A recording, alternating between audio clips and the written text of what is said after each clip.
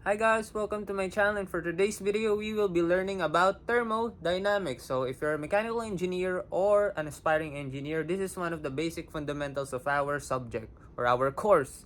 So thermo means heat and dynamics means in motion. So any particular heat or energy stored that will be part as a working substance for our everyday life, such as machines that will be put into work. So if you don't get that, then mas may gets natin pag nagsimula tayo mag-solve kasi yun naman talaga ang purpose ng ating kurso, 'di ba? Taga-solve tayo ng mga problema. So tayo ang problema diyan lagi. So guys, before we begin learning into our subject, I urge you guys to memorize all of this conversion of units kasi magagamit nyo talaga to sa subject na ito. Nandito yung mga units na importante na madalas ginagamit sa bawat thermodynamic problems. So, you memorize the length, the volume, the temperature, the mass, pressures, energy, power, and forces. And right here, kung nakikita nyo po dito, these are called constants or standard values. So, mostly na gamit po sila na pang cancel out ng mga units na need po natin gamitin sa pag-solve. And given naman talaga sila, these are actually the specific heat, density, specific weight, the gas constants, and specific heat. And these are more abbreviations that we will be needing later. So, for the basics, start memorizing these now, and then let's solve a little conversion game. So, let's start with the properties of a substance. So, mass, when we say mass, it's the absolute quantity of a matter inside the body. So, usually their units are in kilograms, pounds, and slugs. So, kilogram mass, the M stands for mass. Kilogram is an SI unit, and pound is an English unit. So, going back to our conversion of units, meter, centimeters are SI units. The inch, foot, are English units. Meter and centimeters, English. Liters, gallons are English units. Then we have our weight, which is the mass affected by the quantity, usually in kilogram forces, pound force, or in other words, Newton. So the formula for getting the weight is mass times gravity over the constants. We need to multiply the mass by the Earth's gravity, which is 9.81 meters per second squared. Then, over the proportionality constant, so the only use for the proportional constant is actually to cancel out the units. Basically, their numbers are just 1 times all these units. So, hindi naman affected to lahat. Parang ano lang talaga sila pang cancel out na units per se. So, we will begin to show you that in the next slide. So let's have a little game. Get your calculators ready, and we will be converting some units to test your knowledge. So 50 meters converted to feet. So bago ko muna sagutan, try nyo muna pong i-pause tong video and try answering it on your own before we start answering it. So are you ready?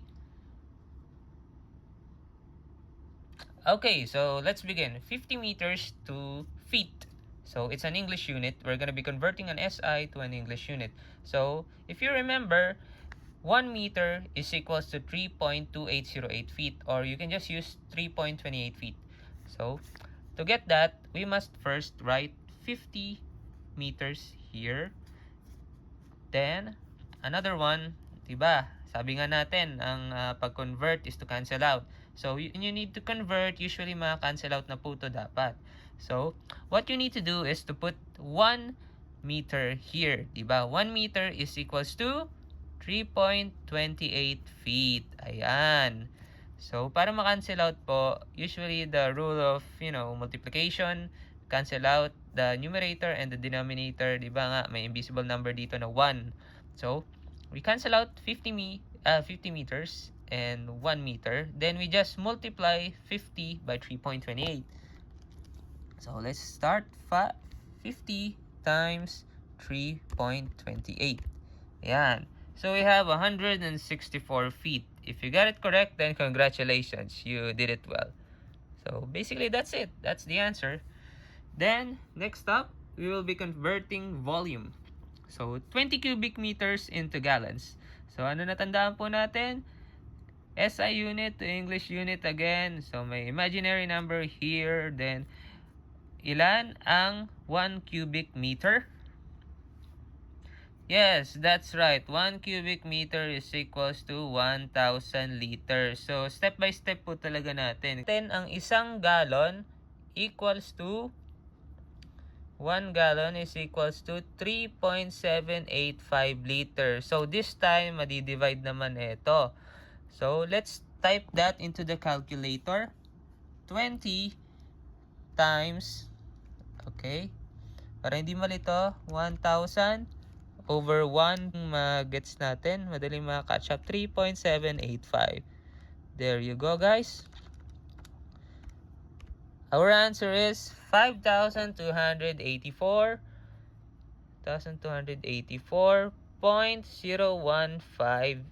Let's stick to 4 decimal points. So what units are to be cancelled? Cubic meters, liter, and what we have left is the gallons. So there we get it. We got 5,284 and 0.0158 gallons. Last but not the least, what is kilowatts? What unit is this? This is the unit of power. Yan. Power, volume, and length. So, marami pa po tayong conversions na magigets dito. So, kilowatts, 1 kilowatts, i-convert po natin, let's say, horsepower, para simple. 250 kilowatts. So, 1 horsepower is equals to 0.746 kilowatts. Yan. Over 1 HP. So, basically, this time, we just have to cancel this out. Then, divide 250 by 0.746. You can just type it like this. Then, set it to decimal mode. Then, we have your horsepower. 335.1206 horsepower. Then, there you have it. Simple conversions. Oh, good to go. Now, we will be converting 2.1 kilogram mass to kilogram force. So, ganun po. Tandaan natin ang formula again ng weight ay mass times gravity over the proportionality constant. So, let's begin substituting the values. 2.1 kilogram mass. And since SI unit po to guys, ano ang gagamitin natin gravitational constant? It's 9.81. 9.81 meters per second squared. Then underneath that, so proportionality constant, usually gravity rin nang nilalagay dito. So kung anong gravity natin, 9.81 times kilogram mass, meter, then kilogram force, yun ang hinahanap natin, dito siya mapupunta, times, yan, second squared. So ayun, unit analysis, cancel, cancel, cancel, cancel, then cancel this out. So cancel this out too.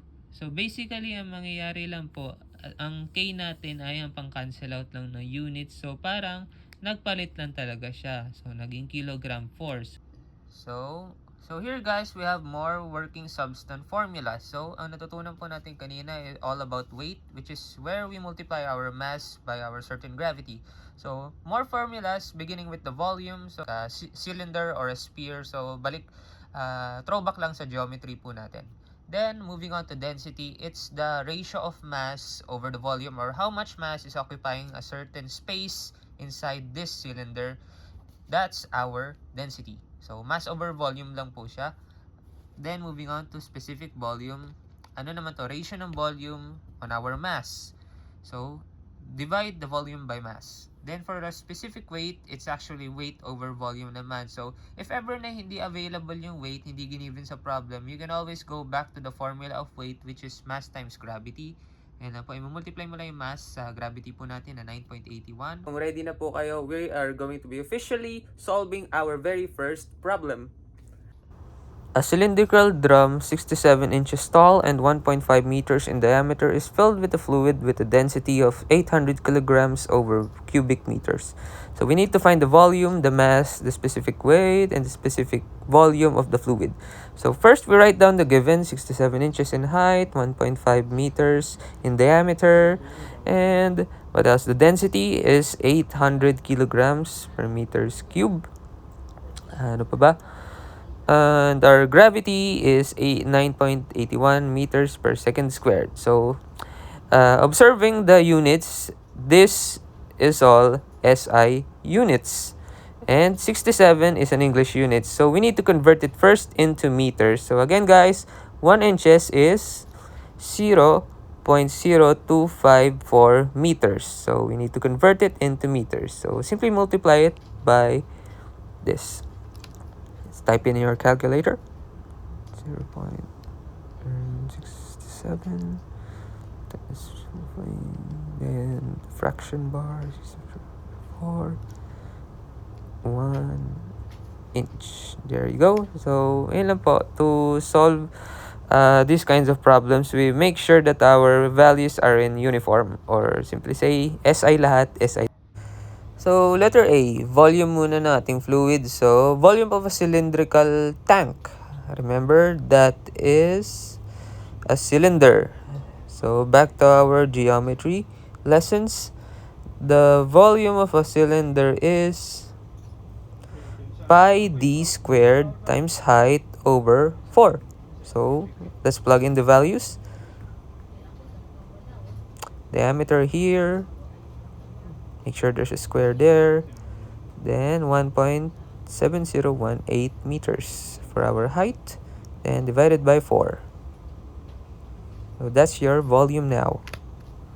Let's plug it in the calculator. Our volume is now 3.0073 cubic meters. So you just add the exponents. There you have it. So letter B na tayo to solve for the mass of the fluid. Tandaan niyo naman yung formula ng density, di ba? Mass over volume. So you just gotta do algebra. Gonna multiply both sides by volume. Yan, cancel out, cancel out. Then ang magiging formula po natin ay mass is equals to density times volume, or volume times density.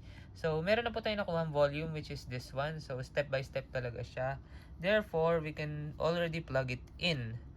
Ang density po natin given kanina 800 kg per meter cube multiplied by 3.0073 cubic meters.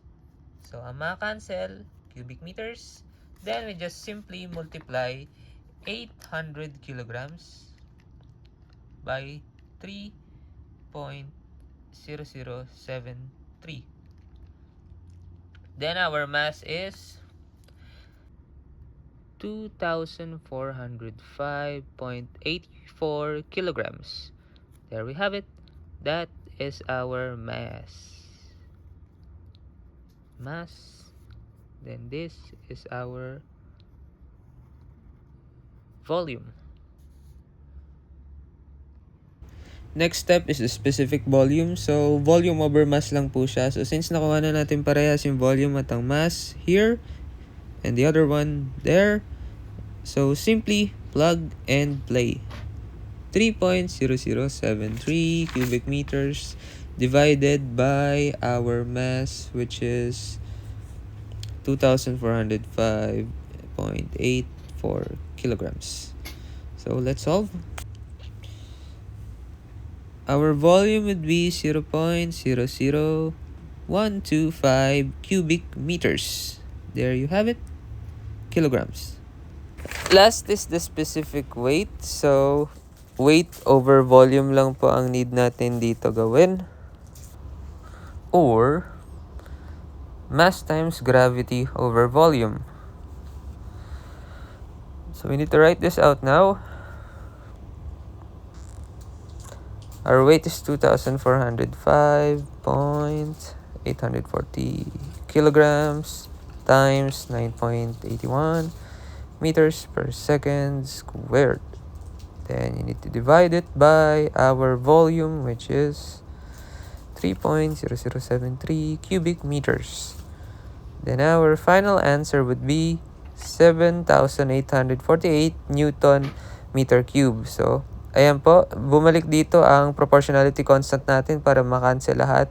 So always dun sa baba, laging imaginary number or unit natin ay yung proportionality constant para makuha natin ang natitirang units na needed.